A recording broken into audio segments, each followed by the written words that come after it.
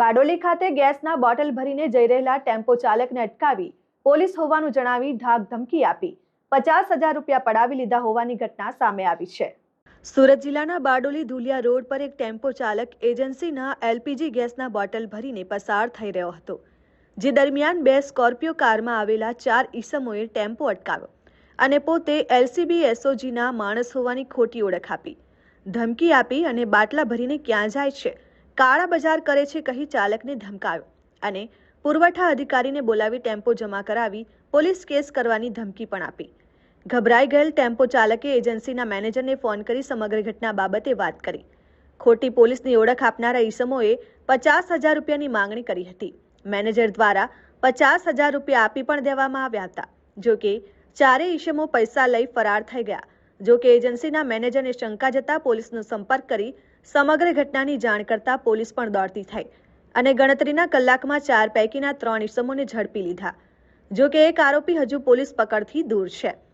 ઝડપાયેલા ત્રણેય ઈસમો સલીમ નાસિર ખાન મેહર, ઉમર મોહમ્મદ શરીફ કલર, આસીન મોહમ્મદ શરીફ કલર મૂળ રાજસ્થાનના છે અને હાલ માંડવી, માંગરોળ તેમજ વાલોડ ખાતે વસવાટ કરે છે અને આ તમામ લોકો ગેસ બોટલના ધંધા સાથે સંકળાયેલા છે। જ્યારે વોન્ટેડ આરોપી સિકંદર મુસેખાન કલર માંડવી નગર ખાતે રહે છે, ત્યારે પોલીસે હાલ આ ત્રણેય આરોપીઓ પાસેથી ગુનાના કામે વપરાયેલી બંને સ્કોર્પિયો કાર તેમજ 50,000ની રોકડ કબજે લીધી છે। આ લોકોએ અગાઉ કોઈ જગ્યાએ કોઈ ગુના કર્યા છે કે કોઈ ગુનામાં સંડોવાયેલ છે કે કેમ તેની તપાસ શરૂ કરી છે।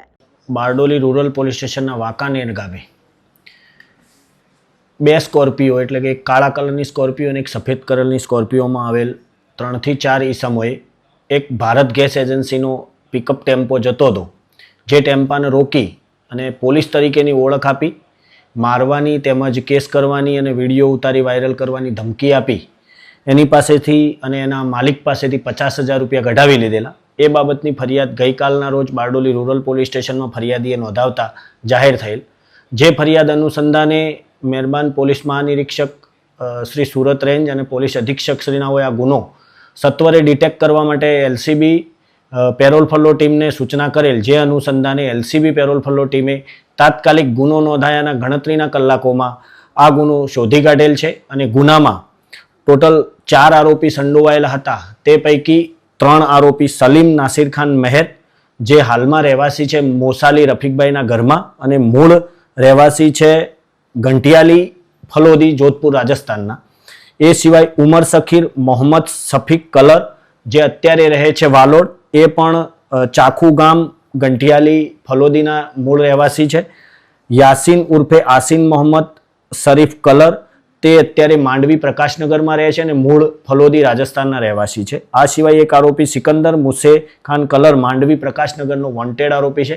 આ તમામ આરોપીઓએ મળી અને પોતાના આર્થિક ફાયદા સારું આ ફરિયાદીના જે ટેમ્પોને ઊભો રાખી અને અવરોધ ઊભો કરી પોલીસનું ખોટું નામ ધારણ કરી અને 50,000 રૂપિયા બળજબરીથી કઢાવી લીધેલા હતા। જે બાબતે પોલીસે 3 આરોપીઓની અટક કરી એમની પાસેથી મુદ્દામાલના 50,000 રૂપિયા તેમજ 6,000 રૂપિયા અંગઝડતીના એમ કરી 56,000 રૂપિયા રોકડા, 95,000 રૂપિયાના 3 મોબાઈલ ને 2 સ્કોર્પિયો 30 લાખની એમ કરીને 30,51,000નો મુદ્દામાલ રિકવર કરેલ છે અને આગળની વધુ તપાસ માટે આરોપીઓ બારડોલી રૂરલ પોલીસ સ્ટેશનને સોંપવામાં આવેલ। વિજય યાદવ, આરએન ન્યૂઝ, બારડોલી।